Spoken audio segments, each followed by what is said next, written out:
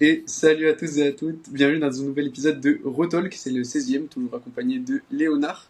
Et aujourd'hui, on a un invité de marque, donc Romain. Je te laisse te présenter à l'audience. Ok, alors moi c'est Romain, j'ai 34 ans, sur les réseaux c'est San McCloud. Je suis le rédacteur pour performancesportif.com où là je parle vraiment des aspects un peu techniques, biomécaniques, etc. Notamment dans street lifting mais aussi powerlifting. En parallèle de ça je suis coach, notamment dans ces domaines-là, mais aussi haltérophilie, athlétisme, préparation physique opérationnelle, etc. Et encore une casquette, parce que je suis maintenant compétiteur uniquement en streetlifting. Avant, j'ai fait des compètes de powerlifting, mais voilà, maintenant j'ai arrêté le power et je me concentre exclusivement sur le streetlifting. Donc voilà, brièvement. Ça fait un sacré dossier. Enfin, un sacré dossier. Ouais, il y a des sacrées médailles derrière. C'est quoi un petit peu les médailles? Alors, les médailles, alors, il y a un peu de tout. Il y a du power, il y a... Après, là, vous voyez pas, mais il y a aussi les coupes. Il y a de la kettlebell, parce qu'à un moment donné, j'avais fait des compètes en kettlebell, mais essentiellement du street lifting et un peu de Mhm. powerlifting. Ok. Voilà. Parce que toi, du coup, tu fais de la compète depuis combien de temps à peu près? T'as commencé quand les compètes de streetlifting? Ouais, street lifting, j'ai commencé par les premières, hein, tu sais, quand c'était surtout endurance de force. D'ailleurs, ma première compète, c'était contre un mec que tout le monde connaissait, mais moi, vu que je débarquais, je connaissais pas. On m'a dit, ouais, tu vas affronter Florian en demi-finale. Je dis, qui c'est Florian? C'était Flo Marek, donc je pense que ça parle à tout le monde. Incroyable. Le sacré Et Marek. ouais, donc bien évidemment, il m'a défoncé, hein, forcément. Et, Ah bah. voilà, donc ouais, à l'époque, c'était plus des sets d'endurance. Tu sais, t'avais Ouais. traction à 32, non, 28 kilos, dips à 32, muscle up à 12, et il y avait pas de squat, hein. Il n'y avait pas de squat Mhm. à l'époque. Donc, Donc, donc et t'avais tu des dirais que aussi en au poids de corps. et tu Pardon. pratiques le streetlifting 4 mouvements depuis combien de temps à peu près? Bon, depuis que ça a commencé, hein. Je crois qu'il y Ok. a eu la période Covid que j'ai pas fait, et je crois l'année d'après, je sais plus pourquoi d'ailleurs. Mais sinon, après, j'ai fait quasiment. Je fais deux trois compètes par an depuis que ça a commencé, quoi. Ok.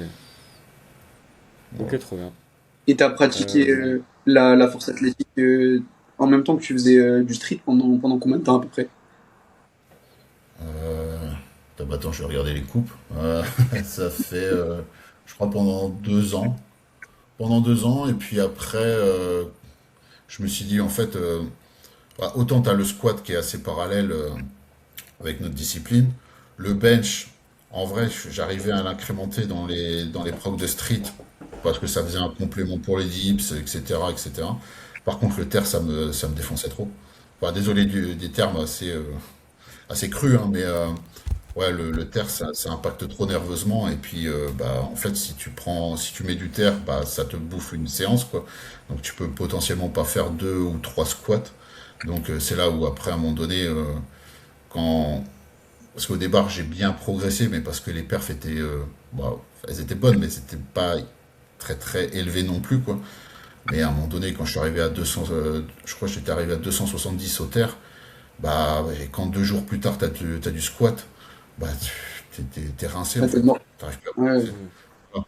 Donc à un moment donné, je me suis dit, faut faire un choix, quoi. Et qu'est-ce que je Mhm. préfère? Je préfère le street lifting, largement, quoi. Ok. Donc voilà, après j'ai arrêté le power, et puis j'avoue que ça manque pas trop parce que le bench, j'ai jamais aimé ça, donc voilà. Ok. Et tu te vois dans le street encore longtemps du coup? Oh franchement, tant que je peux, moi, en plus là, apparemment ils vont faire les catégories master, donc potentiellement d'ici 1 ou 2 ans, je pourrais être dans ces catégories-là. Et puis, mais après, j'avoue que moi, ça me plaît aussi d'arriver en compète. Alors je sais que moi, j'irai jamais très très haut niveau, de toute façon, c'est pas le but, mais quand j'arrive et que je me confronte à des petits jeunes de 20 ans qui ont mes perfs, je me dis, ouais, je suis toujours présent, quoi. Donc, c'est cool, tu vois.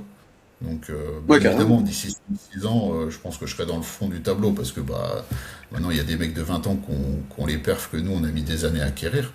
Mais moi, je suis pas frustré par rapport à ça, parce que je sais aussi que je serai jamais à très très haut niveau. Moi, je sais me situer. Voilà. Ok. Donc voilà. Mais pour répondre à la question, si je peux en faire jusqu'à 50 ans, je dis si je peux à 50 ans, je peux faire des dips à 160 et des muscle up à 20 kilos, bon, ça me va, hein. Ça sera stylé. Ouais, carrément. Clairement. Ah ouais, carrément. Et vous, d'ailleurs, je vous retourne la question. Bah vas-y Léo, vas-y, dis-nous tout. Bah, moi, je pratique depuis, ouais, à peu près 4 ans. Donc, j'ai commencé pareil, street workout en extérieur pendant une petite année. Et ensuite, je suis arrivé en salle en 2022, je crois, septembre 2022. Et donc, voilà, depuis, je suis essentiellement focus sur le street lifting. Et j'ai pareil, j'essaye de faire un maximum de compètes tant que mon corps me le permet. Bah écoute, moi j'ai commencé, ça va faire 5 ans au mois de septembre. Et ouais, moi, je suis là pour longtemps encore, c'est l'objectif, ouais, carrément. Je me vois pas arrêter avant très longtemps. Ouais, c'est Parce que ça. vous avez quel âge déjà? Moi j'ai 24. Voilà, moi, je vais avoir 22. Je vais avoir 22. Ouais, donc vous avez commencé dans la vingtaine, quoi. Ouais, ça va. Ouais. Ouais, c'est ça. C'est ça. J'aurais aimé commencer Ouais. plus tôt parce qu'il y a des mecs maintenant ils se mettent à la salle, ils ont 15 ans, ça devient des Ouais, machines. ouais. Ouais, Ouais, mais bon, c'était pas aussi populaire à l'époque, puis c'était pas aussi structuré, le street lifting. Hmm. Ouais. Voilà. carrément. Maintenant, c'est de plus en plus professionnel et ça donne de plus en plus envie. On voit bien avec le Ah, power clairement. qui a pris quand même de Ouais, l'émergence. Et c'est parce que c'est assez structuré, il y a des cadres. Voilà. Hmm, hmm. Avant, les C'est vrai que les gens, premières ils aiment bien le compètes, cadre. ben non mais c'est vrai, hein. Ouais, honnêtement, les premières compètes de street, donc comme je disais, qui était un format un peu d'endurance de force, des fois t'arrivais, t'avais un max dips à faire à 32 kilos et des fois c'était à 48 parce que l'orga avait pas assez de poids, etc. C'était dans des parcs de santé, donc des fois t'avais des écartements de dips qui étaient pas les mêmes, donc en fait tu savais jamais sur quoi t'allais tomber quoi. Donc Hmm. c'était assez tendancieux, quoi. Que maintenant, bah, en plus, là, c'est vraiment très, très pro. Je vois que c'est du matos mergot à chaque fois. Enfin, franchement, c'est très structuré, c'est très bien organisé maintenant. Ouais, du coup, ça donne envie aux gens de venir, etc. Donc, en vrai, c'est Ouais, positif. complètement. Complètement. Ok, trop bien. Bah, écoutez, vous voulez qu'on aborde un premier petit sujet Corentin, je crois que t'avais quelques petits sujets. Bah, Romain aussi, du coup, ouais. on pourra alterner comme ça. Euh, du coup, moi je t'ai connu sur Insta et notamment à une époque où tu faisais beaucoup de contenu pédagogique qui était vraiment très très pertinent et surtout pour l'époque, bah, il y avait personne. T'as un site internet aussi où tu fais des articles avec une approche qui est vraiment très scientifique. Est-ce que tu peux nous parler un petit peu de tout ça, ton approche et quelle est ta volonté derrière partager ce contenu-là? Alors, bah, c'est très simple. En fait, quand j'ai commencé, alors moi j'ai commencé en 2011, je voulais faire du street workout avec les figures, etc. Et juste pour que les gens comprennent en fait pourquoi je propose tout ce contenu à titre gratuit et pas payant, c'est parce que moi à l'époque, quand je voulais apprendre ces figures, bah, déjà sur internet t'avais rien. Et les premiers qui commençaient, c'était, alors, je pense que ça va peut-être pas vous parler, c'était The Super Saiyan qui proposait des e-books à 20 balles, tu vois, pour apprendre la figure de Frank Lever, etc. Et moi, j'étais là, putain, je rentrais à l'armée, donc j'avais à peine 18 ans. Et moi, j'étais frustré, tu vois, au début de l'armée, t'as pas beaucoup de thunes. Et je dis, putain, moi j'ai envie d'apprendre, il n'y a pas de contenu, et je sais pas comment faire, quoi. Et Hmm. ça m'a toujours animé, me dire, putain, moi je veux pouvoir avoir l'information et qu'elle soit gratuite. Pour moi, l'information, ça doit être à titre gratuit. Après, quand tu fais du coaching personnalisé vraiment pour quelqu'un, là, par contre, c'est encore un autre domaine. Je suis Mais pour d'accord. moi, l'information, ça doit être gratuit.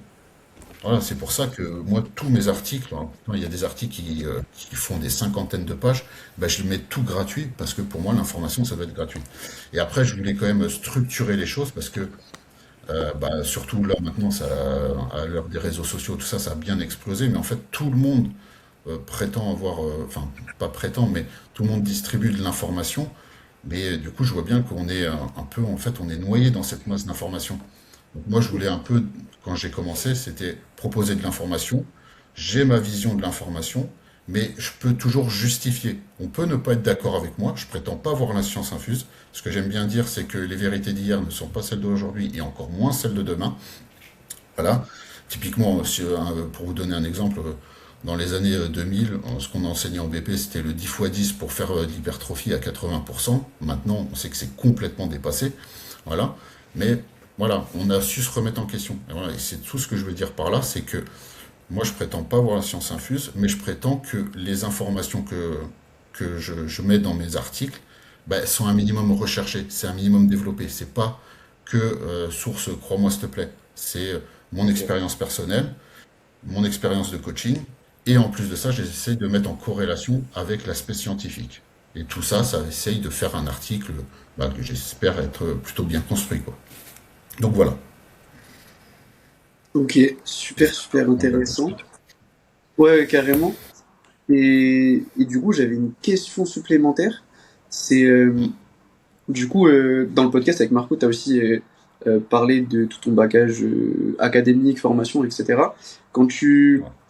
quand tu construis donc ces articles-là, et je pense que ça revient aussi sur ta manière de coacher, je pense qu'on en parlera après, quelle part, on va dire, de terrain et de bagage académique, scientifique, euh, tu saurais dire à quel point chaque partie est importante pour toi? Pour Je sais moi, pas si c'est très clair ma faites. question. Ouais, si, je vois un peu ce que tu veux dire.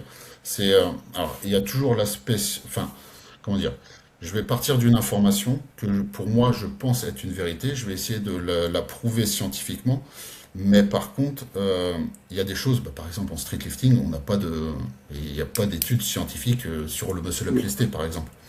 Donc, pour moi, c'est là où il va y avoir les limites des données scientifiques, c'est que ça doit être priorisé d'abord par l'aspect du terrain et de l'expérience personnelle des gens, et notamment quand tu sais, t'accumules une certaine masse de données, tu vois. Moi, je suis un tracker de données. Mes fichiers Excel, ils font une centaine de pages parce que je traque toutes les données de moi-même, mais aussi de tous mes athlètes.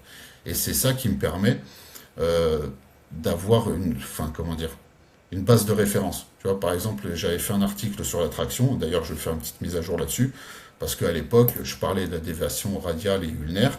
Et bah, je me rends compte maintenant qu'en fait, je me suis trompé quand j'avais écrit cet article sur la déviation. Je prétendais que c'était la déviation radiale, alors que non, on se rend compte que c'est plus la déviation ulnaire qui est employée sur la traction en street lifting.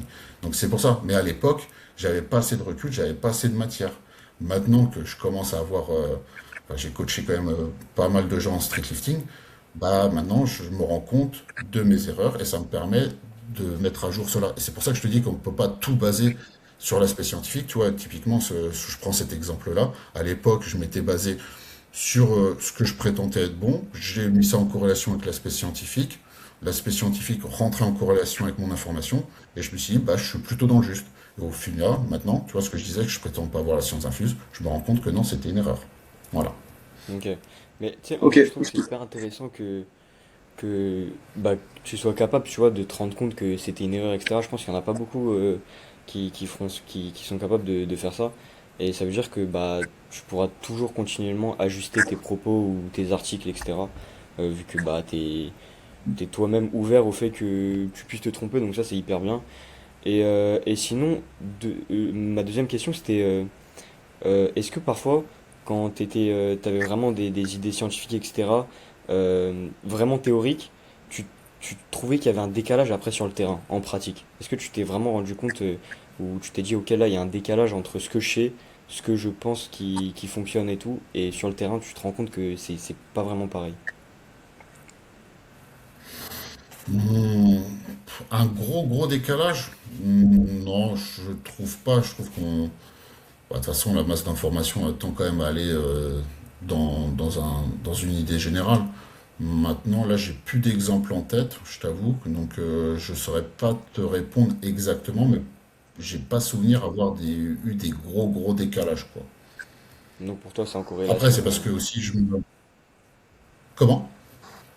Non, du coup, ça veut dire que pour toi, tout est assez en corrélation entre ce que tu appliques théoriquement et ce que tu appliques en pratique. Ah oui, oui, oui, complètement. Ok. Oh, complètement. Moi, je trouve ça hyper intéressant ton approche. Euh, c'est qu'en fait, on voit que tout est. c'est qu'en tout cas dans la démarche, même si tout n'est pas backup par la science, parce que comme tu l'as dit, il n'y a pas forcément d'études en street lifting, dans la démarche, tu pars quand même d'une volonté de te baser sur des faits ou sur des données pour prendre des décisions. Et après, pour expliciter ça au travers de tes articles, c'est pour ça que moi je trouve ton site vraiment génial. Je pense qu'on mettra le lien en description parce que si les gens ont pas encore pu aller lire certains articles, notamment celui du Muscle Up, je pense que c'est très intéressant pour eux. Pour eux. Donc ouais, moi j'aime beaucoup la démarche et comment tu l'as expliqué. Je trouve ça vraiment très intéressant. En fait, il va y Ouais, avoir et... trois axes quand je vais essayer de... Pardon. Non, non, vas-y. Du coup, ouais, ce que je disais, c'est qu'il y a trois axes quand je vais essayer de construire un article. Il va y avoir mon approche personnelle, il va y avoir les données empiriques que j'ai pu emmagasiner, et après l'aspect scientifique, tu vois. Par exemple, pour le muscle up, en fait, il y avait mon approche personnelle, et qui était en corrélation, si je prends vraiment cet exemple-là, ce article muscle up, c'est les cursus de formation que j'ai passés, notamment en haltéro. Ça m'a énormément servi pour comprendre un peu ces mouvements-là, tu vois, qui, qui sont quand même un peu, enfin ce mouvement-là qui est un peu celui qui sort du lot comparé aux trois autres mouvements qu'on va avoir en Ouais, street lifting. Et donc tous ces aspects-là sur les positions, positions fondamentales, points de puissance, etc., etc., bah, tout ça, c'est sorti initialement des cursus de formation d'altéro. Donc ça, c'est mon information personnelle. Après, bah, il a fallu mettre ça en corrélation avec bah, les données empiriques, comme je disais. Donc c'est toutes les données que j'ai pu recueillir sur les athlètes que j'ai coachés. Moi, en fait, quand je coach, je demande des vidéos que je mets sur mon ordi et après, je traduis tout. Tu vois, comment dire, les posts Instagram où vous voyez ces mouvements fluides de mm, muscle up, etc.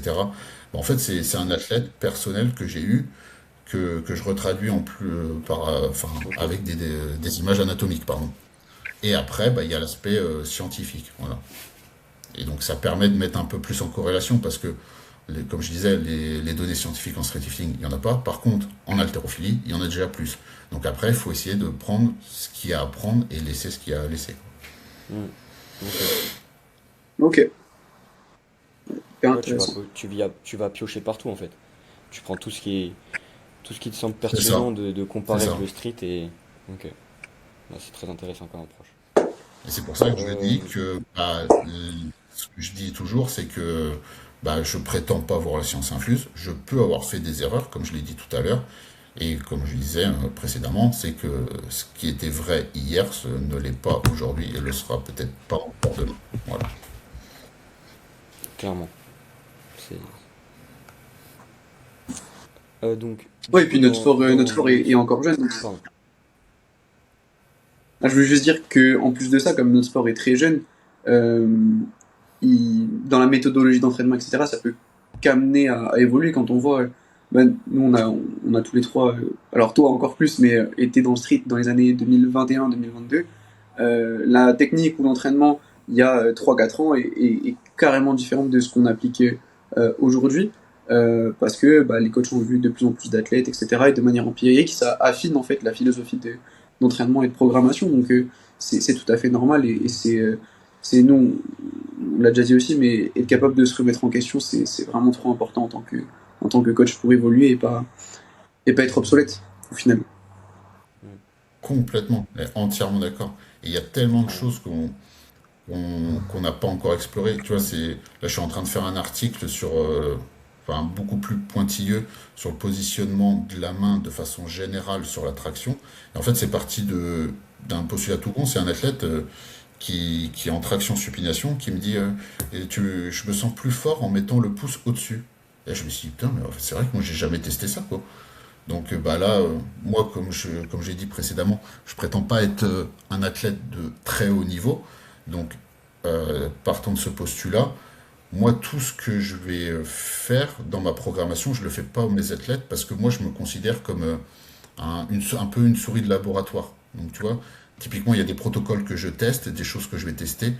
Et ben, c'est pour avoir un retour d'expérience personnelle. Donc, j'accepte de perdre du temps potentiellement sur ma prog et sur mes progressions pour tester les choses, pour avoir un retour d'expérience. Voilà. Et donc, bah voilà, bah, j'ai fait, là, ça fait 6 mois que je suis en train de faire des tractions supination avec le pouce au-dessus pour essayer de me rendre compte, bah, est-ce que oui, c'est plus facile de monter le manteau au-dessus de la barre, est-ce que il y a une meilleure rigidité au niveau de la poigne, etc., etc. Donc voilà, ça me permet ensuite de construire mes articles et d'apporter de l'information. Moi, c'est surtout ça qui est important pour moi à l'heure actuelle, c'est d'essayer de professionnaliser à ma petite échelle et de façon humble le street lifting. Voilà. Donc c'est surtout ça qui est important pour Ok, moi. ok. Hyper Ok. intéressant. Et du coup, euh, toi qui as testé du coup traction, supination, ceux qui nous écoutent avec le pouce en haut, qu'est-ce que t'en penses? T'en as pensé quoi? Parce que je sais que récemment il y a Evan Guts sur les réseaux qui a changé sa prise et je crois que ça a été bien bénéfique également pour lui. Et toi, ça serait quoi ton petit retour personnel sur ça? Alors sur le positionnement du pouce, alors, je vais essayer de le schématiser très très simplement. Euh, Ça t'offre beaucoup plus de liberté mécanique. C'est-à-dire que Ok. bah effectivement, tu es beaucoup moins rigide, donc les muscles, on va dire, superficiels des doigts, donc ceux qui sont ici, et les muscles profonds des doigts, ceux qui sont ici, et ben ils sont moins contraints vu que tu as, moins une prise pardon, rigide et fermée. Je ne veux pas développer ici exactement, parce que sinon le podcast va durer très très longtemps, mais du coup, en fait, tu es beaucoup plus ouvert comme ceci, et tu Ok. utilises beaucoup moins ces muscles-là, et ça te permet effectivement, je trouve, de monter le menton dessus de la barre. Mais par contre, ça va dépendre des profils de l'athlète. Si tu as des mecs qui ont une force de grippe, une force de préhension, comme on dit, qui est vachement développée de base, franchement, il n'y a pas forcément besoin de mettre le pouce au-dessus de la barre. Et encore une fois, vu qu'on n'a pas de données là-dessus, le meilleur moyen pour un athlète, c'est de le tester, tu vois. Mais de Tester, le tester sur plusieurs blocs. On est d'accord bien sûr. que tester sur un bloc, ça ne sert à rien. Mais tester sur deux, trois blocs, là, ça commence à être déjà un peu plus pertinent. Voilà. Ok. Ouais, donc tu dirais que ça offre une meilleure liberté articulaire en gros, surtout en fin d'amplitude. Ouais, c'est ça. Et du coup, ouais, Ok. effectivement, pour certaines personnes, en fonction des segments osseux aussi, Ok. et de la mobilité scapulaire, ça peut être un avantage pour amener le menton au-dessus de la barre. Ok. Encore une fois, tout dépend des Hyper profils de intéressant. l'athlète. Ok. Euh, Bah, du coup, ouais, Romain, tu nous avais parlé d'un sujet, donc euh, les plus grosses erreurs, ignorance, problématiques que vous avez rencontrées. Est-ce que t'as une idée, enfin, toi, t'as rencontré quelque chose, toi? Alors ouais, je vous avais proposé ça, je me dis sur plusieurs thématiques, tu vois, sur l'aspect Ouais, technique, après sur l'aspect programmation, programmation. etc., etc. Ouais, alors moi, voulais commencer par quoi? Technique, programmation, Ouais, on peut parler alimentation, enfin peu importe. technique. Ouais, pourquoi Ouais, pas technique? technique. Alors, moi je dirais, c'est le fait de trop forcer certaines postures et fixations. Typiquement, bon, après moi-même je l'ai écrit dans mes articles qu'il fallait une dépression scapulaire, par exemple sur le mouvement de dips. Moi j'aime bien prendre cet exemple-là parce que je trouve je le vois constamment sur les réseaux. Mais il y a une différence entre dépression scapulaire et la plus forte dépression scapulaire possible. Et en fait, on se retrouve avec des gens qui enfin, ils poussent très fortement sur les barres parallèles. Et qu'est-ce qui se passe là-dessus? C'est quand ils arrivent au point culminant de la phase excentrique, en général, bah, ils perdent toute fixation, et hop, ils s'écrasent, ils perdent toute tension, et puis après, bah, pour remonter, c'est plus compliqué. Et en fait, cette problématique-là vient d'un principe que les gens ont, soit par méconnaissance, ou, enfin, je sais pas trop, mais c'est le principe de tension-longueur d'un muscle. Et ça, c'est valable sur tous les muscles du corps humain. Et pour le schématiser simplement, prenons l'exemple de l'exercice curl à la barre. Vous faites un max rep. Si vous allez faire échec sur ce mouvement, ce sera soit au début du mouvement, soit à la fin du mouvement. Mais généralement, ce ne sera pas au milieu du mouvement. Mm, mm. Pourquoi? Parce qu'un muscle sera toujours plus faible dans sa portion où il est le plus étiré ou le plus contracté. Donc, partant de ce postulat, si vous faites la plus grosse dépression scapulaire possible au début de votre mouvement de dips, bah, vos grands dorsaux ils vont être fortement contractés, les trapèzes vont être fortement étirés. Donc, qu'est-ce qui va se passer au point culminant de la phase excentrique? Perte de tension globale de la chaîne postérieure des membres supérieurs. Et donc, forcément, après, pour remonter, eh ben, vous êtes tous sur la chaîne antérieure et c'est beaucoup plus compliqué. Donc voilà, moi Mais c'était ça. Je sais pas ce que ouais. Mais tu vous sais voyez que sur les aspects techniques. Mais ouais, je suis carrément, sur cet aspect, je suis carrément d'accord avec toi. C'est que souvent les gens ils vont s'obstiner à avoir la plus grosse position possible. Et en fait, le truc, c'est pas forcément d'abuser d'une certaine position, là dans ton exemple des dips, mais surtout d'avoir une position que tu peux garder en fait tout le long de l'effort. Et c'est vrai qu'il y a beaucoup Ouais. surtout chez les débutants, tu vois. Chez les débutants, ils vont souvent abuser les placements, etc. Euh, Après, au début, pourquoi pas si ça leur permet de mieux comprendre, mais c'est vrai qu'à partir d'un certain stade, Mm. il faut vraiment se mettre en tête que la meilleure position, c'est celle que tu peux tenir tout le long du mouvement et celle qui te rend le plus compact, tu vois. Donc, mais sur cet exemple, j'y l'avais pas pensé, mais je suis vraiment d'accord avec toi. On pourrait même Euh, dire la protraction scapulaire, hein. Les mm, gens, ils ont tendance à vraiment trop forcer la protraction scapulaire et bah, c'est pareil, hein. C'est pas efficient, quoi. Bah en fait, ouais, quand tu forces trop un truc, Carrément. c'est rarement efficient. Mm. T'as une idée technique, toi, de erreur technique de ce que tu vois sur un des quatre mouvements, Corentin? Moi, je suis pas bon pour ce genre de sujet. Je suis rarement inspiré. Vas-y, Léo, si t'as une idée, et j'essaie de trouver un truc entre temps. Bah en fait, c'est pas évident parce que en fait, la technique va beaucoup dépendre un peu de l'athlète et du stade où il en est, etc. Donc, c'est pas évident de trouver des trucs généraux comme ça. Moi, je Après, dirais peut-être. honnêtement, Hmm. lors de votre je dirais- dernier podcast sur le squat, vous avez déjà abordé beaucoup de points de problématiques que vous rencontrez sur vos athlètes et donc du coup de façon générale. Ouais, c'est vrai. Ouais, C'est vrai. là, j'ai peut-être une idée. Je sais Sur, pas si ça rentre bien dans le cadre de la question. Je dirais que je vois encore beaucoup d'athlètes qui ont trop d'élan en muscle-up. Sans que ce soit un élan ok. exagéré, mais à partir d'un certain niveau, euh, bah, l'élan peut être vraiment extrêmement minime et vous permettra de mieux tirer. Ce que je veux dire par là, c'est qu'en fait, le balancier, c'est un mouvement qui crée de l'inertie d'avant en arrière.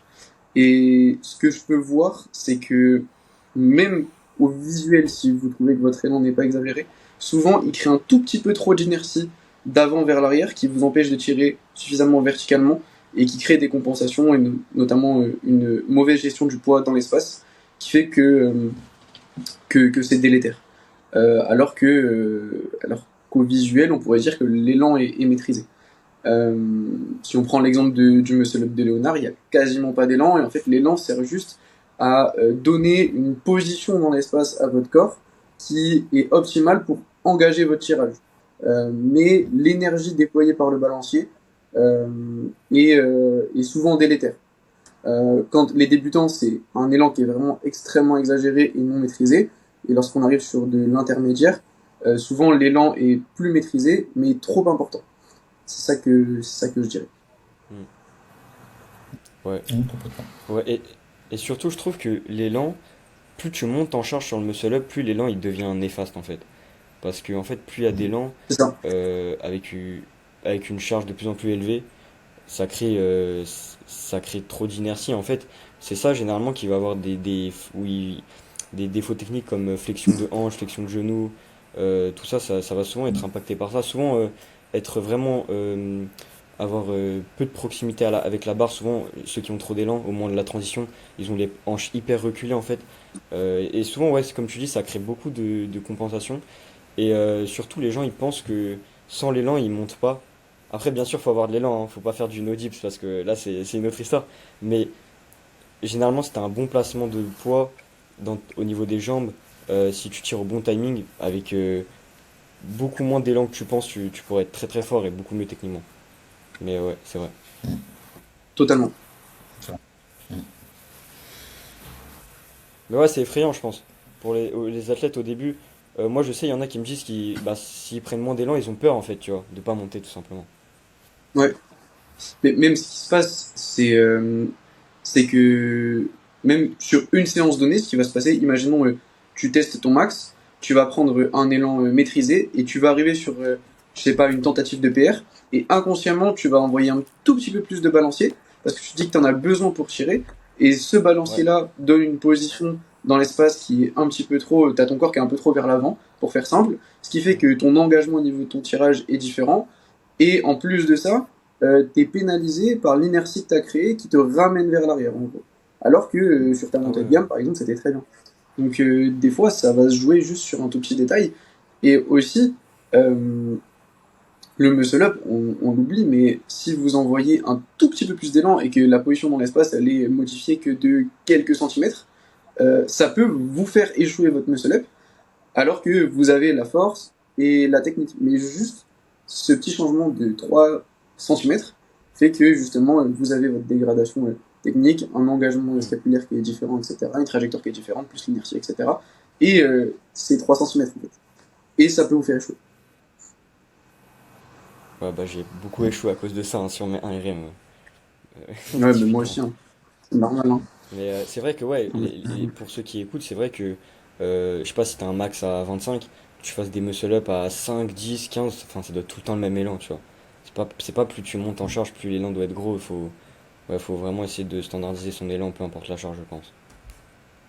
Ouais. Là, tu viens de dire quelque chose de très pertinent, hein. C'est ça, là où vous parlez de muscle up, mais ça, c'est applicable à tous les Mm. mouvements. Ah ouais, Et ouais. quand je vois des athlètes, par exemple, sur leur squat, on va dire, le mec, il a un 200 au squat et que sa barre à 70, elle est pas pareille que sa barre à 200. En fait, non, t'as pas compris, en fait. Non, non, Mm. c'est ta barre à 70, elle doit être générée de la même façon, avec la même intention que ta barre à 200. Tu commences à te conditionner dès le départ, tu vois. Même si t'as pas mis tout ton équipement, bah c'est le même principe. La mécanique de mouvement, elle doit être toujours la même. Là, je prends l'exemple du squat, mais on a pris l'exemple du muscle up. La traction, c'est pareil. Le dips, ça doit être pareil. Un dips au poids de corps et un dips à 100 kilos, ça doit être la même mécanique de mouvement. Sinon, ça veut dire que les schémas moteurs, ils sont pas ancrés. Ouais, carrément. Totalement d'accord.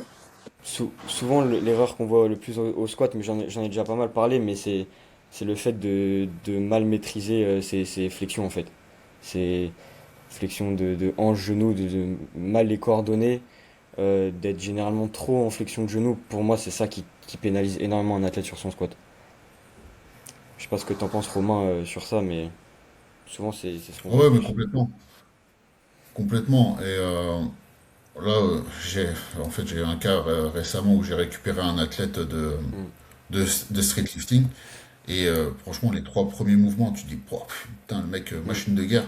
Et tu arrives au squat, tu dis, wow, là, il y a beaucoup de boulot à voir, quoi. Et en fait, c'est juste que ça a été corrigé très rapidement parce qu'en fait, je trouve en streetlifting, euh, les gens s'accordent pas sur le mouvement de squat ou le considèrent très peu. En fait, c'est un peu le mouvement mal aimé, tu vois. Je suis grave De Au d'accord. ouf. final, c'est celui en général, finalise la compétition, tu vois. Mm. Et pour revenir donc du coup, sur cet exemple-là, donc le mec très très bon sur les trois mouvements. Et en fait, sur le squat, je me rends compte que, en fait, le mec, il a juste une intention d'incliner son buste vers l'avant. Je dis, mais en fait, non, t'as pas compris. La mécanique de mouvement, c'est une flexion de hanche, quoi. Il y a une flexion de genou, mais c'est pas j'incline mon buste vers l'avant. C'est pas un good morning, en fait, ton squat. Mm, mm. Et voilà. Tout simplement, juste en disant, bah non, ta mécanique, c'est pas une inclinaison du buste vers l'avant, c'est vraiment une flexion de hanche. Pense à. Donc, moi, je vais donner quelques tips, genre, imagine un câble qui te tire au niveau des hanches, des trucs comme ça. Ok. Imagine une planche devant toi où tes genoux, bah, ils doivent pas toucher la planche. Enfin, tu vois, enfin, des tips, C'est il pas y en mal a des ça. millions. Enfin, Mm. ouais, enfin, voilà, mais ça doit surtout parler à l'athlète, tu vois. Et Mm, chacun mm. est différent et réagit différemment à des tips. Mais voilà, et juste ça, dire, ah bah oui, bah tu vois, ton buste, bah, il s'incline plus, donc du coup tu t'affaisses plus, donc quand tu fais la phase concentrique, eh bah, il n'y a plus ton buste qui s'incline davantage. De toute façon, visuellement, ça doit être parlant. Parce que quand on amorce le mouvement sur un squat low bar, tu as une légère inclinaison du buste qui se fait, mais si ça continue de s'opérer au fur et à Bien mesure sûr. de la phase excentrique, voilà, là tu dis il y a quelque chose qui va pas. Soit la mécanique de mouvement elle est pas bonne, soit le bracing est pas bon, soit les points d'appui au sol ils sont pas bons. Et en général déjà avec ces trois points, bon, je ne vais pas revenir sur ce que vous avez dit dans le podcast, hein, parce que vous l'avez très bien résumé. Mais voilà, en général, avec deux trois points, tu corriges l'intégralité du mouvement du mec. Après, c'est du peaufinage, quoi. Mm. Donc voilà. Ouais, clairement. Ok. Mais je sais pas ce que vous en pensez, mais je trouve que dans le street, les athlètes, donc il y a pas mal d'erreurs techniques généralement au squat, etc. Mais ils arrivent quand même à corriger assez vite. Je trouve qu'ils ont une bonne proprioception pour la plupart des athlètes de street parce qu'avec le muscle up, avec Ouais. traction dips, où il faut quand même savoir, il faut avoir une proprioception de base, bah, je trouve que ça crée un truc où même si le squat ou d'autres mouvements, il y a beaucoup de trucs à corriger, bah, si on donne les bons termes, les bons mots, etc., les bonnes images, je trouve qu'ils arrivent à corriger assez vite les athlètes, dans le street, en tout cas. Ouais, Enfin, c'est mon impression. Donc ça, c'est cool en vrai. mm, complètement. Ouais, je suis d'accord. Euh, sinon, sinon c'était donc par rapport à la programmation. Donc, grosse erreur, ignorance, problématique qu'on a déjà rencontrée vis-à-vis de la programmation. Ça serait quoi pour vous un petit peu? Bah, si vous voulez, je peux commencer. Ouais, vas-y, vas-y, carrément. Euh, Moi, je trouve la principale problématique, c'est, donc, et je vais développer après, c'est la vision à long terme via le manque de planification. Après ça, enfin, chaque fois que je prends en charge des athlètes, je dis, bon, je suis pas là pour critiquer le travail des autres, hein, loin de là. Mais je dis, bah, montre-moi un petit peu ce qu'il t'a fait, parce que moi, le but, c'est pas de passer de Bien tout sûr. à rien, tu vois, de A à Z, tu vois. On va essayer de rester dans la même stratégie. Et du coup, tu dis, mais du coup, elle était quoi cette stratégie? C'était quoi la périodisation? C'était quoi la planification? En fait, le mec, il m'envoie, c'est des programmations, ça, c'est pas des périodisations, c'est pas des planifications. C'est pas un macrocycle, c'est pas un mésocycle, ça. Et en fait, je me rends compte que en street comme en power, je trouve aussi, euh, on est bon pour des prog, donc, des blocs, hein, on va avoir un visu sur 1 à 3 voire 4 blocs. Par contre, après, c'est compliqué.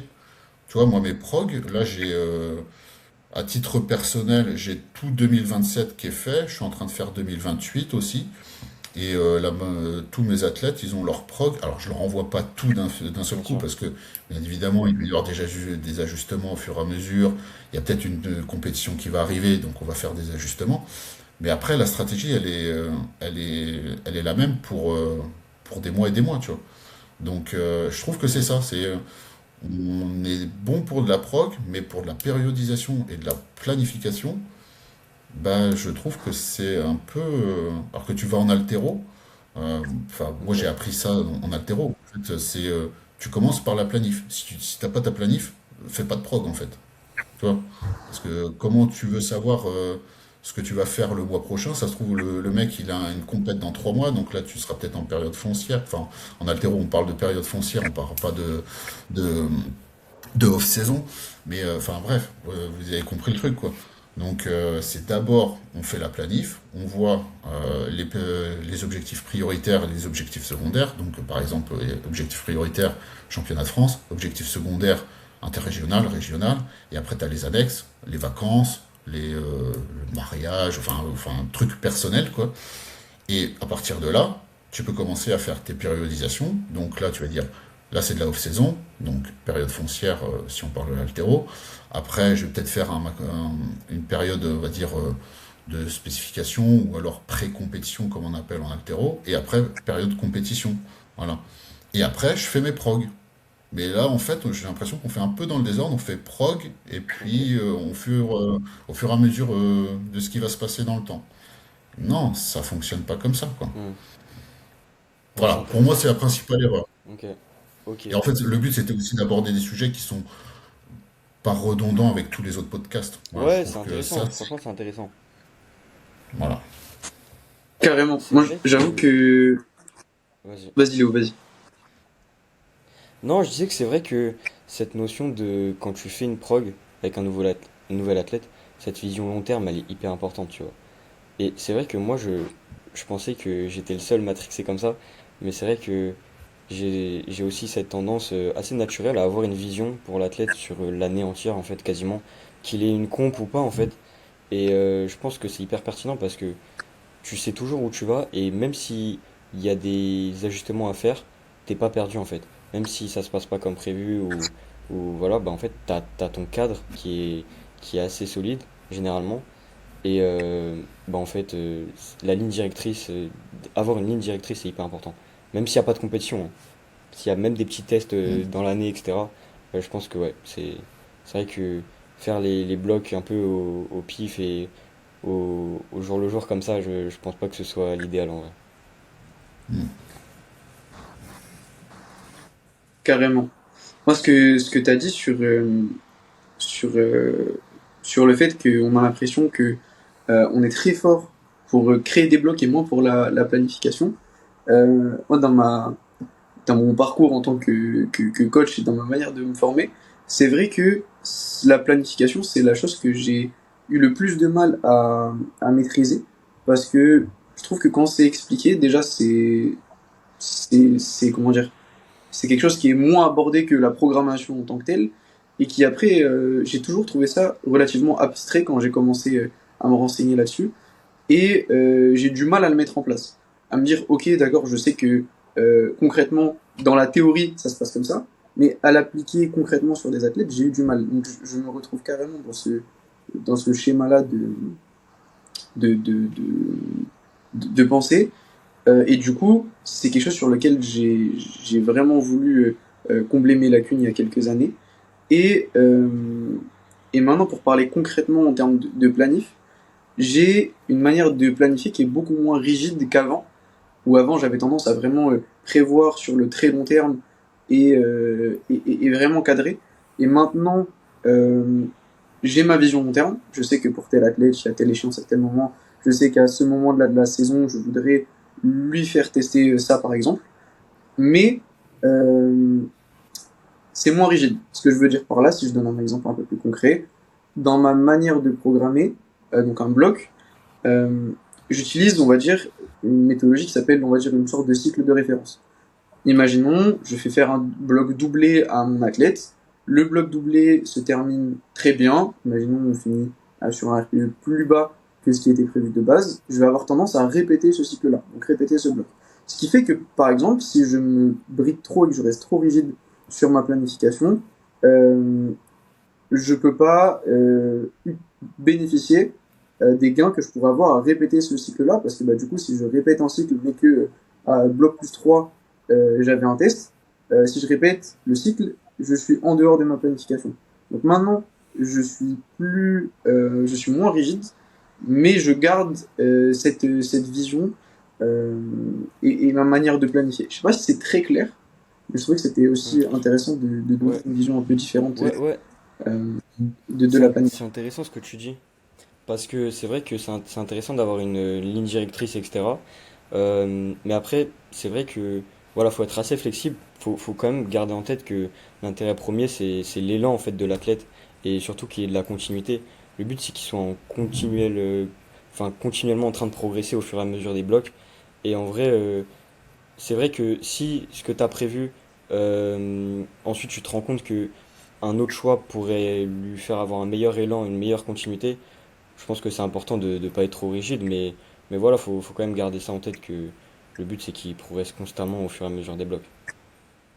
Totalement. Mais généralement, si la planification, tu me diras Romain, mais généralement, si la planification et périodisation, elle elle est bien faite et bien réfléchie, bah généralement, il n'y a pas de raison que ça marche pas, à part certains problèmes externes, mais...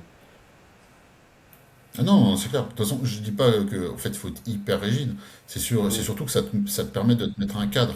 C'est par exemple, pour que ça parle aux gens, tu vois, c'est si par exemple tu as les championnats de France au mois de juin, faut pas que tu te retrouves à faire des singles RPE 10 au mois de janvier, tu vois.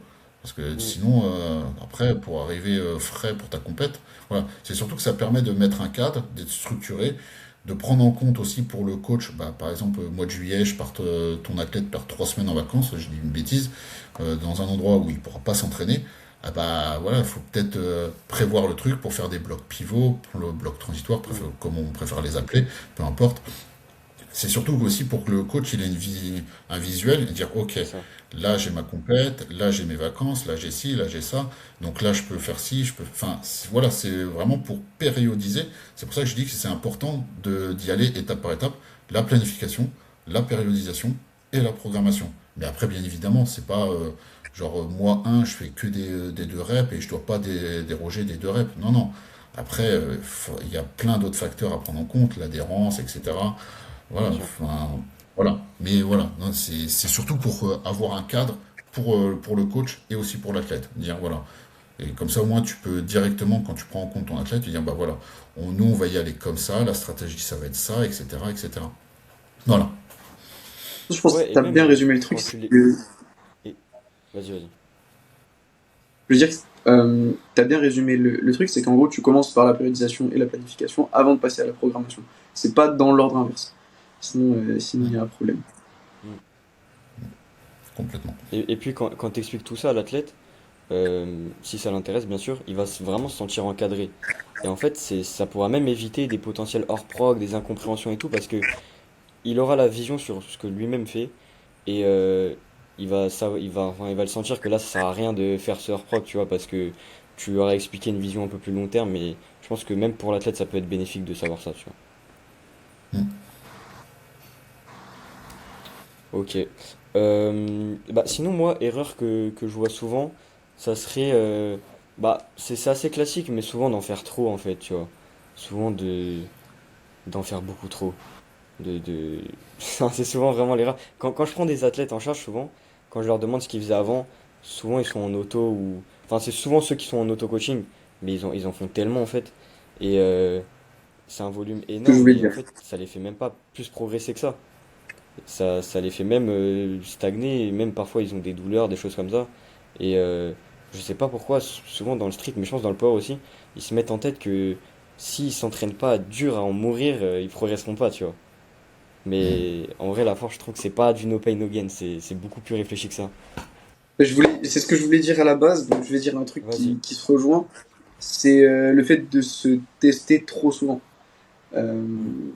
que ce soit sur des formats 1RM ou autres. Il n'y a vraiment pas besoin d'aller sur des intensités trop élevées, trop régulièrement, euh, parce qu'en fait, ça peut limiter la capacité euh, à créer de l'élan, tout simplement. Et donc, vouloir être trop vite sur du RPE 8, 9, 10 et trop régulièrement, pour moi, c'est pas une bonne approche. Donc, voilà, voilà. Alors tu vois, moi j'apporterais un petit peu de nuance, tu vois, par rapport à ça. Je Hmm. suis tout à fait d'accord avec ce que tu viens de dire, hein. Loin de là, hein. Mais en fonction du profil, enfin, du niveau de l'athlète, tu vois, par exemple, un très débutant, effectivement, je le mets pas sur des grosses intensités, il faut déjà qu'il ait les bases techniques. À partir du moment où on a déjà franchi ce cap, où le mouvement il est assez répétable, il est assez efficient, je pense que c'est pas mal quand même de monter sur, on va dire, le traditionnel top set, back off set, de le monter un peu en intensité pour développer le système nerveux. Par contre, dès que tu commences à franchir ce cap où bah, tu es quand même un, on va dire, athlète haut niveau, mais pas très très haut niveau, t'es pas Perret ou t'es pas Aubin, tu vois, mais t'es quand même bien, tu vois. Bah attends, voilà, je vais prendre mon exemple, tu vois, sur les dips. Je sais que je suis pas trop mauvais. On va pas parler de la partie tirage, mais de la partie dip, je sais que je suis pas trop mauvais. Bah tu vois, si je me force à faire du top set, back off set, bah à ces contraintes mécaniques là, ça va me mettre trop d'intensité et ça va me faire trop d'impact nerveux. Et donc là, par contre, je trouve que le top set, back off set est moins pertinent et je partirais peut-être plus sur du straight set en étant sur un travail sous-maximal, tu vois. Et c'est pour ça que je pense qu'il c'est jamais tout blanc, tout noir dans le domaine du sport Bien sûr. et il faut toujours Totalement. apporter un petit peu de nuance. Voilà. Là, je parlais vraiment Bien sûr. plutôt pour les débutants, mais je te rejoins totalement. Je te rejoins totalement. Mm. C'est vrai que tout est à nuancer et surtout, bah, ça dépend tellement des individus, de comment ils réagissent, de leur levier, etc. Donc, mais je pense que ouais, Coco, tu voulais parler plus pour un débutant qui voulait tout le temps max C'est out à ça. l'entraînement. Mais c'est vrai que Mm. C'est ça. sinon, oui, bien sûr que c'est pertinent d'aller sur des intensités, bien sûr. En vrai, c'est nécessaire, hein, même dans notre sport. Le but, c'est quand même d'être fort sur des RM, donc on peut pas être fort.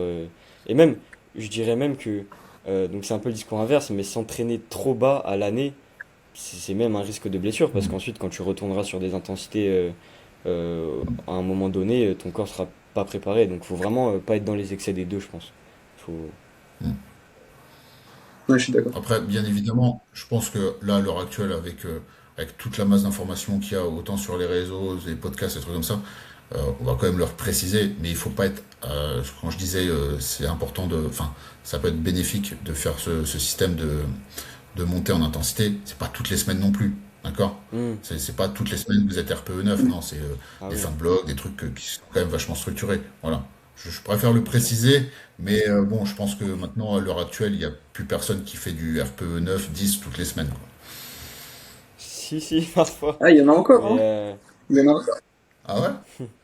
Ouais, les débutants souvent qui ont pas forcément encore eu beaucoup d'accès à l'information, ou alors qui ont juste pas eu le temps de, tu sais, de digérer l'information pour que ça devienne un peu plus mature. Ouais, hmm, tu tombes vraiment encore sur des débutants bah, cette mentalité un peu no pain no gain, hein, qui je trouve ouais. existe encore. Mais même Ok, pas que chez les débutants d'accord. en vrai, hein. Ah ouais? Mais en fait, il y en a, ils arrivent pas vraiment à comprendre que parfois une séance RPE6 va les faire progresser ou va contribuer à leur progression. Tu sais, ils ont beaucoup ce truc de. Bah en fait, c'est du vent, ça sert à rien, mais en fait, ça contribue énormément. En fait, si tu les compiles toutes ces Mm, séances-là à l'année, ça fait vraiment la diff. Moi, ça, je vois surtout chez les Euh, poilers, je trouve. ouais, ouais, c'est vrai. Parce que t'as certains influenceurs qui quand même s'entraînent très dur très souvent. Si on regarde l'exemple de The Panache, par exemple, Mm. t'as l'impression qu'il est Ou tout le Corentin temps Clément. dans la difficulté, ou Corentin Clément. Et Corentin Clément, c'est moins vrai maintenant. Mais en fait, ça donne une image un peu faussée de ce qui doit être fait pour Mm. l'écrasante majorité des gens.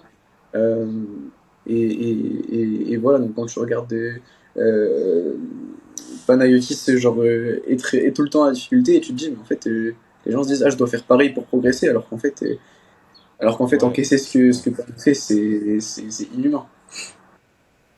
Oui, et surtout, ils ont pas le contexte. Faut savoir que quand Pana il poste ses En vidéos plus, YouTube, c'est souvent en fin de bloc, etc. C'est pas, il s'entraîne pas tous les jours comme ça. Et puis même, même s'il le fait, faut pas se comparer à lui, tu vois. Enfin, c'est un champion du monde, il a été champion du monde, il s'entraîne depuis des années, c'est incomparable. Faut prendre le contexte. mais comme tu l'as dit, il montre aussi que ce qu'il veut montrer, il montre que les meilleures performances. Donc Ouais. tu vois pas tous les Alors que, entraînements qui ont été faits ouais, qui sont moins intenses. clairement. Alors que si, ce qui est intéressant avec d'autres athlètes, comme par exemple Perkins, qui poste quasiment tous ses entraînements, on voit qu'il s'entraîne mais extrêmement light quasiment à l'année. À part quand il arrive proche des compes, etc., il pousse un peu. Mais sinon, on le voit faire parfois du squat à 2,30, 2,40, tu vois, alors qu'il a un max à 100 kilos au-dessus. Il fait parfois du deadlift à, ouais, même pas à 2,40, tu vois. Et bah, en fait, c'est bien de montrer aussi que on s'entraîne léger pour des athlètes qui sont énormément suivis comme ça. Je trouve que c'est important. Et Ouais, mais même tu vois, Eliam, hein.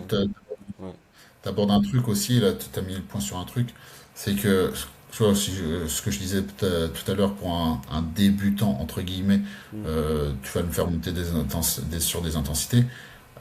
S'il a un RM, enfin, je prends juste cet exemple-là, à 120 au squat, c'est bah, vrai. c'est pas la même chose que même voilà, un mec qui a un 250 au squat.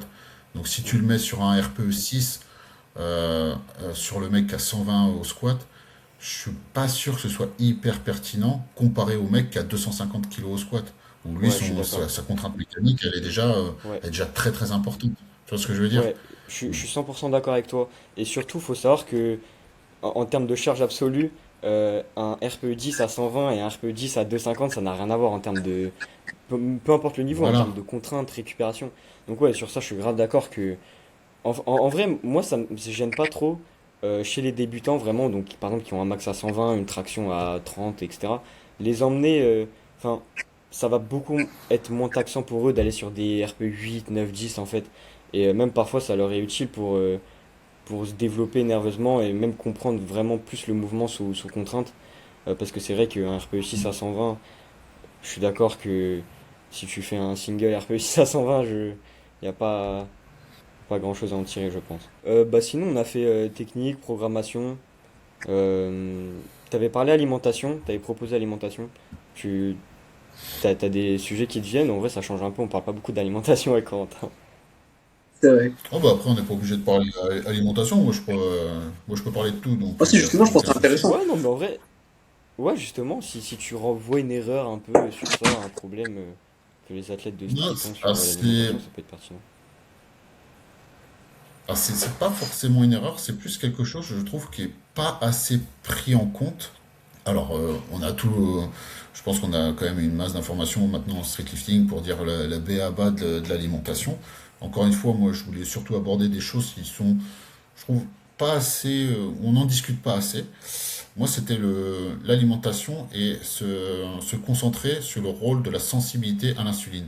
favoriser une bonne sensibilité à l'insuline. Et je trouve que moi, alors ça fait maintenant 2 ans que je me suis vraiment concentré là-dessus sur mon plan alimentaire. Savoir que moi je suis très très carré sur mon alimentation. Je dois faire Mm. trois écarts à l'année. Donc moi je suis très carré là-dessus. Et depuis que je me suis vraiment concentré sur tout, tout ce qui amène à avoir une bonne sensibilité à l'insuline, bah tout en découle mieux. Je récupère mieux, je dors mieux. Et c'est assez paradoxal et c'est que visuel et c'est que mon appréciation personnelle, mais je trouve que j'ai fait plus de masse musculaire, comment dire, sans faire forcément un peu de fat, tu vois. Tu vois, par exemple, bon là je me suis blessé juste avant la compète, mais j'étais quasiment au poids avant de faire ma compète. Alors, ça m'était jamais arrivé. Avant toutes les Ok. autres compètes, j'étais obligé de faire une uppercut de 5 kilos, alors que là, j'étais déjà, je crois que j'étais à 87,2. Donc j'étais à 200 grammes au-dessus de ma pesée. Je dis, putain, mais c'est royal, quoi. Mm. Donc, alors, peut-être que c'est multifactoriel, hein. Encore une fois, je dis pas que c'est juste cela qui m'a permis de faire tout, d'avoir tous ces bénéfices. Mais je trouve quand même qu'on n'en parle pas assez. Et pourtant, enfin, la glycémie et tout ce qui enfin, en découle, enfin, c'est quand même hyper fondamental, quoi, dans notre sport, en sport de performance. Voilà. Donc moi, c'était surtout ça. Et ça serait quoi les petits tips du coup que tu recommanderais concernant la glycémie, l'insuline, etc. Qui sont applicables Euh, assez facilement? alors moi, ce que j'ai cherché à mettre en place, donc du coup, c'est en termes de consommation de glucides, donc c'était indice assez glycémique élevé pendant la séance et juste après la séance. Donc moi, je prends du Vitargo pendant la séance et je prends du riz blanc juste après ma séance. Et par contre, toutes mes autres sources de glucides qui sont loin de mes entraînements, donc c'est des indices glycémiques assez modérés, comme de la patate douce ou des fruits, des trucs comme ça. En corrélation, j'ai mis en place une complémentation à base de berbérine, chrome et vinaigre de cidre pour essayer de réduire cet impact sur la glycémie. Et en parallèle de ça, bon, à savoir que moi je suis militaire et donc de base je cours beaucoup, mais là ce que j'essayais de faire surtout c'était de courir plus en zone 2, tu vois, pour améliorer ma sensibilité à l'insuline. Et je trouve que tout ça, mis bout à bout, bah, ça m'a permis d'avoir une meilleure sensibilité à l'insuline. Donc, il faut savoir aussi que je fais des prises de sang tous les 3 mois. Tu vois, moi, j'aime bien tout contrôler. Comme j'ai dit, je traque vraiment toutes les données.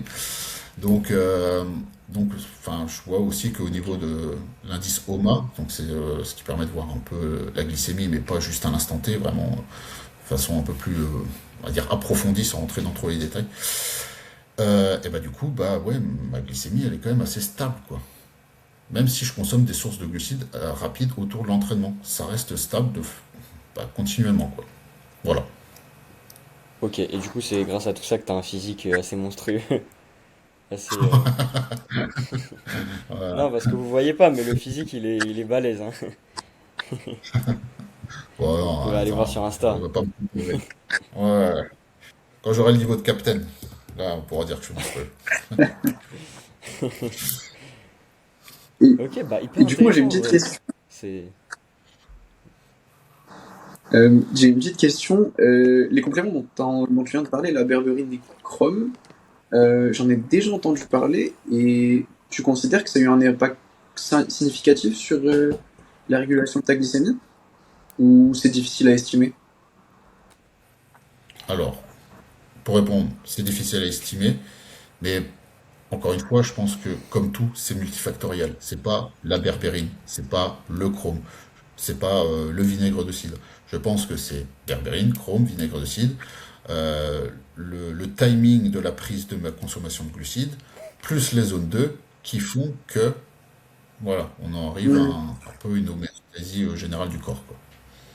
Ok, ok, ok. Et voilà, enfin, Moi, je- faut bien, c'est comme tous les compléments, il faut bien garder en tête que c'est, comme son nom l'indique, c'est des compléments, c'est pas ça qui va résoudre un truc, quoi. Après, voilà, faut que la base des bases soit là, donc enfin, on va pas le répéter indéfiniment, mais alimentation, et puis la récupération, quoi, le sommeil. Voilà. Ouais, bien sûr. Ok, ok, ok.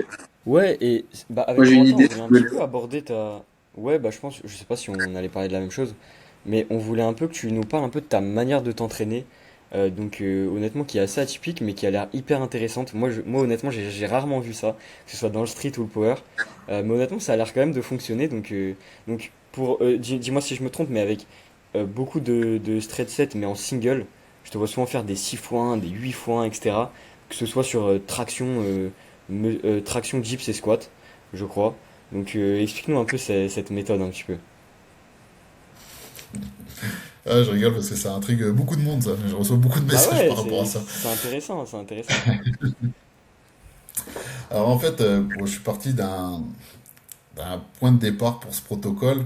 Euh, Comment dire? Pour moi, je prends pas qu'une seule variable d'entraînement, d'accord? C'est parti sur une réflexion un peu plus fondamentale et profonde que ça. Mais au départ, donc cette réflexion, elle s'articule autour de quatre questions fondamentales que je me suis posées. C'est donc qui suis-je, d'accord? Qu'est-ce que je vais devoir accomplir? Donc qui suis-je? Donc je suis un athlète de streetlifting. Qu'est-ce que je vais accomplir? Bah, des 1 RM sur 4 mouvements. Quelles sont les contraintes qui sont associées à cela? Et du coup, à partir de cela, comment construire quelque chose on va dire, de cohérent par rapport à cela, quoi. Et donc, à partir de cela, il y a des principes qui ont découlé. Enfin, tout, j'ai essayé de faire quand même les choses structurées. Parce que dans le podcast avec Marco, je l'ai abordé succinctement. Là, je vais essayer de développer un peu plus voir qu'il y a quand même toute une réflexion autour de cela. Donc, il y a huit principes qui ont découlé par rapport à cela. On en a déjà abordé pendant le podcast. Donc, pour moi, un des premiers principes, c'est le principe de spécificité. Donc, voilà, je n'ai pas besoin de développer plus que ça. On comprend bien qu'en compétition, on fait des une rep. Donc, voilà, c'est pour ça que, naturellement, ça a commencé à me donner quelques pistes. Je dis, si on fait des une rep en compétition, pourquoi pas faire des entraînements en une rep? Euh, Après, second principe, c'était la notion de répétition un petit peu, comment dire, parfaite ou plutôt efficiente. Ok. C'est-à-dire qu'avec le temps et l'expérience, je vais le schématiser via un exemple. Tu vois, j'ai récupéré un athlète là, de power. Franchement, ses mouvements, ils sont limite parfaits. Tu vois. Les retours, ça va très vite avec lui parce que je lui dis, putain, c'est très propre. Hmm. Malgré Ouais. cela, tu vois, là, on est en off-saison. Je mets un peu plus de volume, et ben je me rends compte qu'au niveau du focus interne, eh ben, ça a tendance à se dégrader au fur et à mesure, enfin au niveau intersérie, tu vois. Enfin, plus les Ok, répétitions avancent, ok. plus le Ouais. focus interne diminue, et du coup, même pour un mec qui est très efficient, eh ben je me rends compte que, et c'est un peu la formation personnelle que j'avais, enfin la vie personnelle que Ok. j'avais, tu vois. Donc comme je disais, trois façons de procéder à chaque fois, comme pour mes articles l'information, enfin mon avis personnel, les données empiriques et après la corrélation avec l'aspect scientifique. C'est pour ça que j'y viens. Donc voilà. Donc là je me dis, même un mec qui est, par exemple moi, mais aussi des athlètes, des mecs qui ont des schémas moteurs bien ancrés, chaque fois qu'ils arrivent sur du volume, ça se dégrade. Voilà. Donc ça commence à me donner encore des indices pour la confection de mon protocole. Donc à partir de là, je me dis, ok, on va essayer de faire des une rep, mais comment faire des une rep, quoi? Parce que je ne vais pas faire des une rep à, je sais pas, à 250, puis le bloc suivant à 252. Ça fait une progression linéaire. À un moment donné, je me heurtais à un mur. C'est pas possible. Donc, bah, c'est là que je me suis dit, au lieu de viser à augmenter la charge, je vais augmenter le nombre de séries. Tout simplement. L'exposition, enfin l'accumulation euh, d'exposition de séries réussies, quoi. Et ça me fait découler sur un autre principe, c'était de la notion de charge acquise, tu vois. C'est-à-dire, je vais le schématiser encore via des exemples, je trouve que c'est plus parlant quand il y a des exemples. La première fois que j'avais validé 100 kilos au dips, bon ça remonte maintenant, mais j'avais validé 100 kilos au dips, et après j'étais parti pour un stage d'aguerrissement de 2 semaines, un truc comme ça, quoi. Et je suis revenu, alors j'ai pu m'entraîner un petit peu, mais pas comme j'aurais voulu. Mais j'arrive, donc je refais un bloc, et là, je revalide plus 100. Et je crois que j'avais mis 8 mois à récupérer ma 100. C'est là que je me suis dit, ok, c'est pas parce que tu fais une charge une fois que tu l'as forcément acquise. Hmm. Et c'est pour ça que je trouve que c'est à partir d'un certain niveau, les méthodes un peu de top set, back offset, bah, c'est un peu ses limites, quoi, parce que bah, en fait, tu as ta charge, puis après tu augmentes ta charge, etc., etc. Sauf que bah, comprends bien qu'un mec comme Perret qui a 53 au muscle up, bah, bloc suivant, tu vas pas lui mettre 54, parce que ça va être compliqué, Ah quoi. ouais. Donc voilà, c'était un peu le concept de charge acquise. Moi, je voulais vraiment, je me suis dit, si j'arrive à faire, euh, bah, par exemple, 6 fois 1 à 160, je me dis 161, logiquement, je devrais les faire sur un top 7, quoi. Voilà, c'était un peu la déduction que j'en avais par rapport à ça. Donc, bah, principe d'augmentation de série. Et après, un autre des principes, c'était l'autorégulation par le RPE. C'est-à-dire que, alors, c'est pas parce qu'on est sur des singles, parce que les gens voient le single un peu.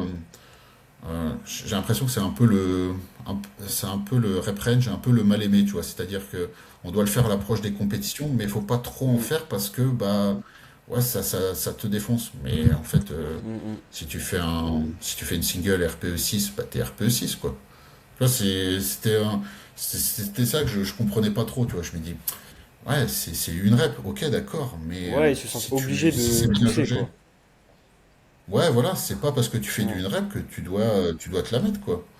Donc ouais, voilà, moi c'est parti là-dessus. Je me dis, je m'étais fixé, si j'arrive à faire un 6 fois 1, donc notion de charge acquise acceptée, mais par contre, il faut que je respecte mon RPE. C'est-à-dire que si je pourrais le développer par la suite, on va dire les limites de mon modèle, si je puis dire. C'est-à-dire que je m'étais fixé un RPE 8, 8,5 à 9. C'est-à-dire qu'en début, enfin mes premières séries devaient être 8,5 et fin de mes séries devaient être 9. Et donc, si par exemple j'ai un 6 fois 1 à faire, mais que la dernière série elle est RPE 9,5, bah j'augmente pas la charge et j'augmente pas le nombre de séries. Je reste sur mon mm, 6 fois 1 tant que ok, j'ai pas respecté mon notion de RPE. Vous voyez ce que je veux dire? ouais, ouais, Ouais. ok. Et donc c'est pour ça que un des autres principes, bah, c'était le travail sous-maximal. Donc c'était clairement pas le but, c'était pas de. Alors, les charges sont importantes, c'est ce qu'on a développé tout à l'heure. C'est pour ça que bah, ce qu'on disait qu'une barre à 120, c'est pas la même chose qu'une barre à 240.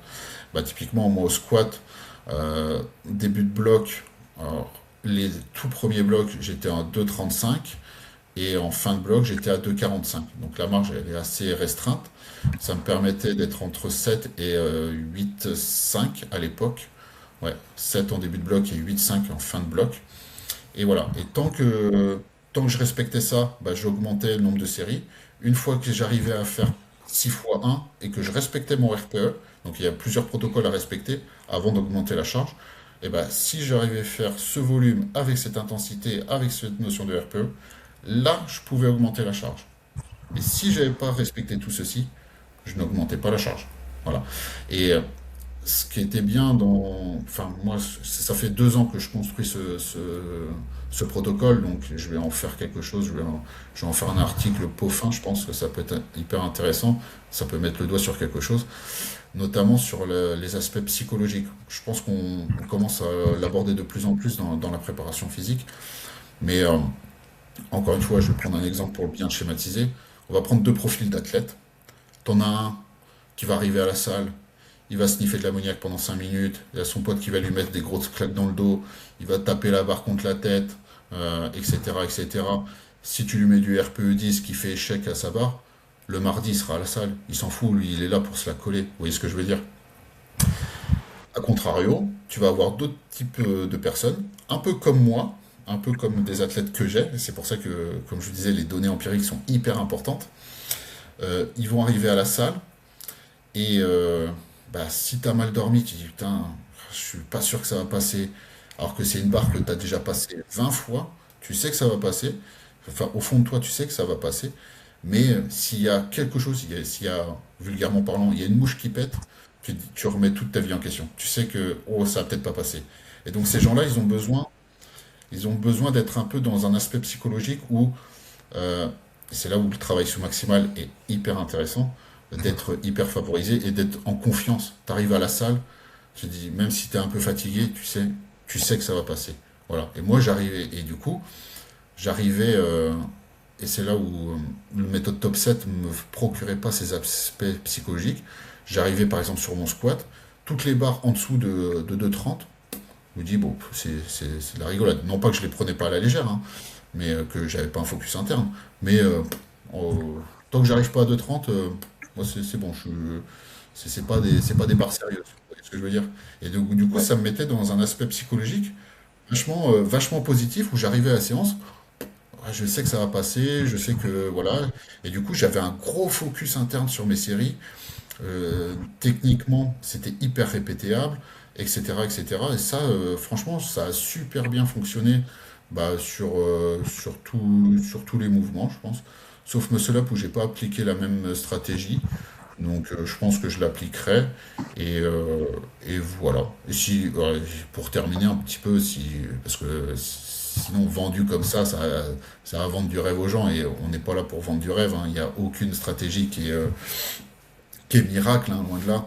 Donc déjà, bon, je l'ai appliqué que sur moi-même, je l'ai appliqué sur aucun de mes athlètes, parce que comme je l'ai dit, je suis une souris de laboratoire, donc je teste d'abord sur moi avant de potentiellement pouvoir le tester à grande échelle.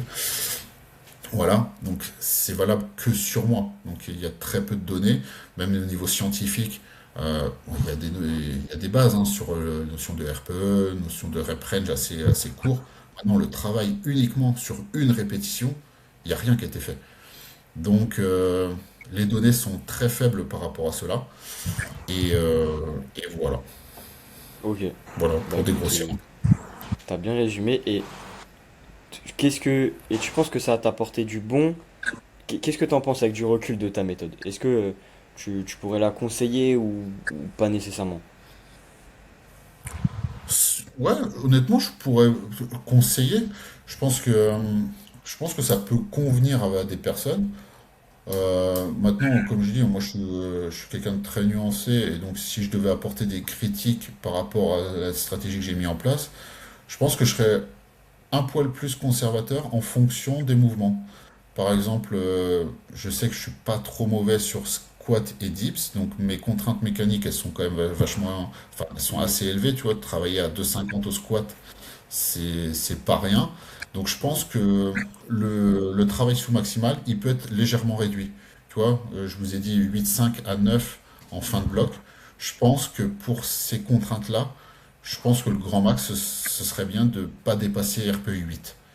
Contrairement aux tractions, Ouais. où là mon niveau est déjà plus inférieur, j'ai 70 en traction, bah là je pourrais peut-être plus monter. Et en plus, je trouve que les tractions ça réagit encore différemment Hmm. comparé aux deux autres mouvements. Donc là je pourrais peut-être monter un poil plus, rester sur 8,5 voire 9 en fin de bloc.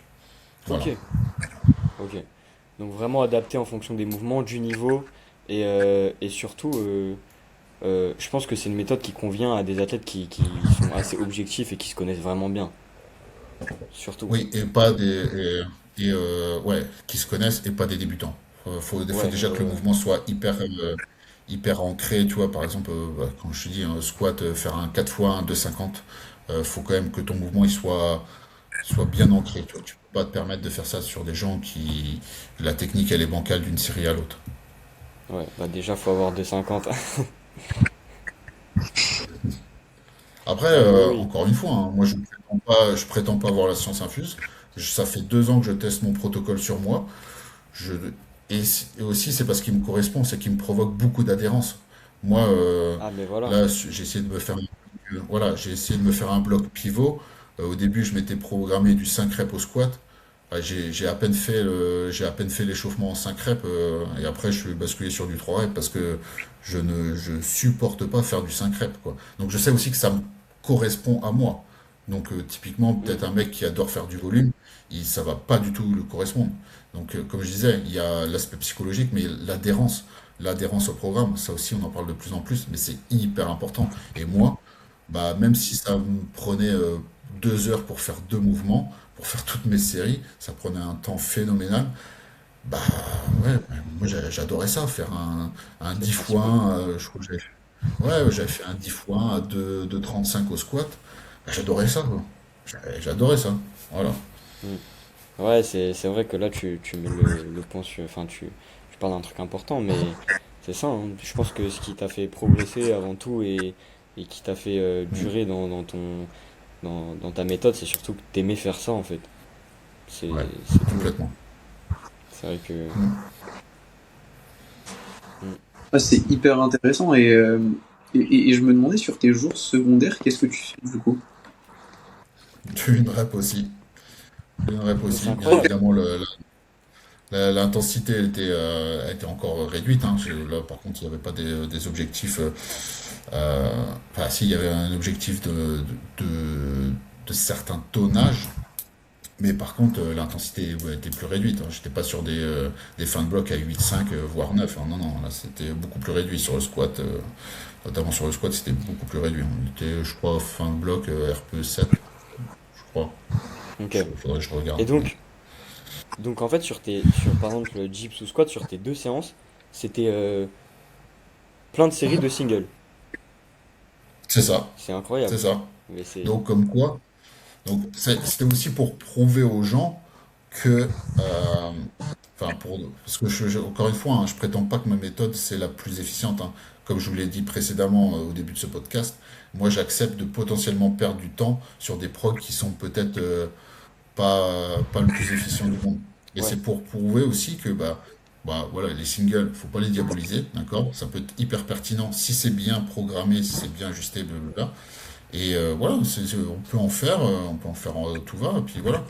Et après, un des autres, enfin, des limites de ce modèle, c'est que si tu fais que des in-rep, c'est vrai qu'en termes d'hypertrophie spécifique pour les mouvements, c'est un peu plus compliqué. Mais c'est là où après, bah, il faut être intelligent et mettre des renforts qui sont spécifiques par ouais. rapport à cela, Bah, qui c'est ce que rentrent je en voulais te corrélation de demander, ouais. cela. Voilà.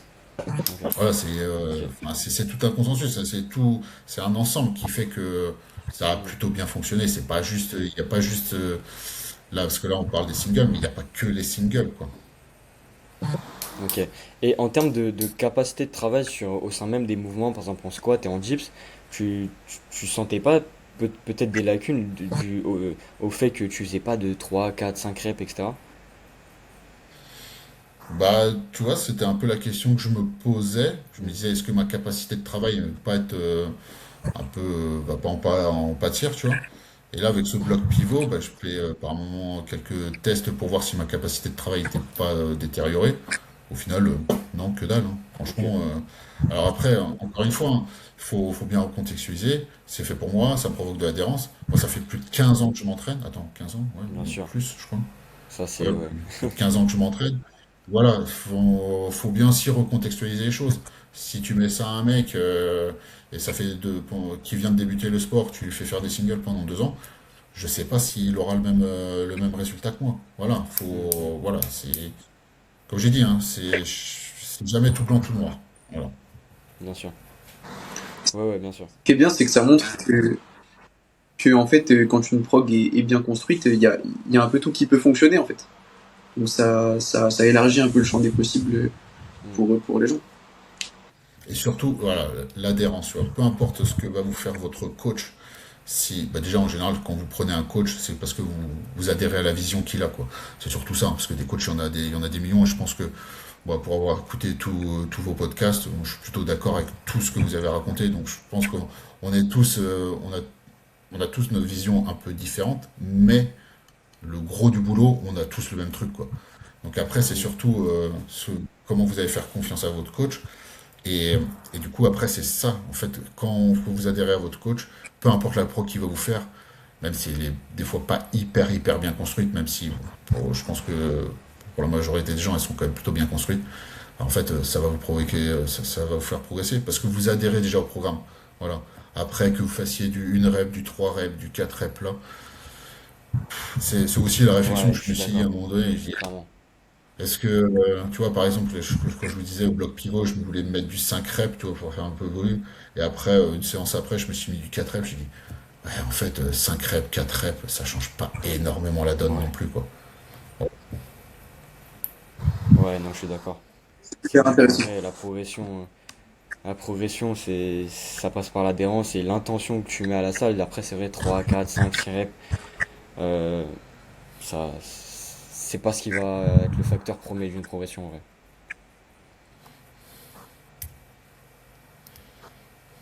Ouais, c'est pour ça que c'est intéressant de dire que bah, aucune méthode, aucun programme n'est miracle. Ça, je pense que les gens ils commencent à de plus en plus à en être conscients. Euh, mais, euh, mais ouais, faut kiffer, hein. En fait, faut que quand tu ailles à la salle, tu sois heureux, tout simplement. Si c'est pas le cas, faut te poser des questions, je pense. C'est pour ça Ouais, que tout carrément. ce qu'on a abordé à travers ce podcast est hyper important, tu vois. C'est la vision à long terme. Tu vois, je pense, je sais pas si toi, Corentin, tu as eu ce truc, tu vois, parce que bon, la finalité, c'est que non, je pense qu'on n'a pas vécu la compétition qu'on aurait voulu vivre à la Ace Cup, tu vois. Mais moi, après avoir annoncé que je participais pas parce que j'étais trop blessé, bah, j'ai une phase de down, tu vois. Je me suis dit, putain, tu sais, j'avais perdu tous mes repères, tous mes objectifs. Je me dis, Ouais. putain, en fait, tous ces mois de prépa pour rien, quoi. Et ben en fait, rouvrir ma prog, dire, putain, ouais, en fait, j'avais programmé ça jusqu'à fin 2027, voir potentiellement le niveau que je peux avoir, etc. Et ben en fait, tout de suite, ça m'a vite relancé. C'est pour ça que je dis, tout ça, c'est hyper important, en fait. Ouais, L'adhérence au programme, la vision long-termiste, etc. Les objectifs, les interobjectifs, voilà, c'est...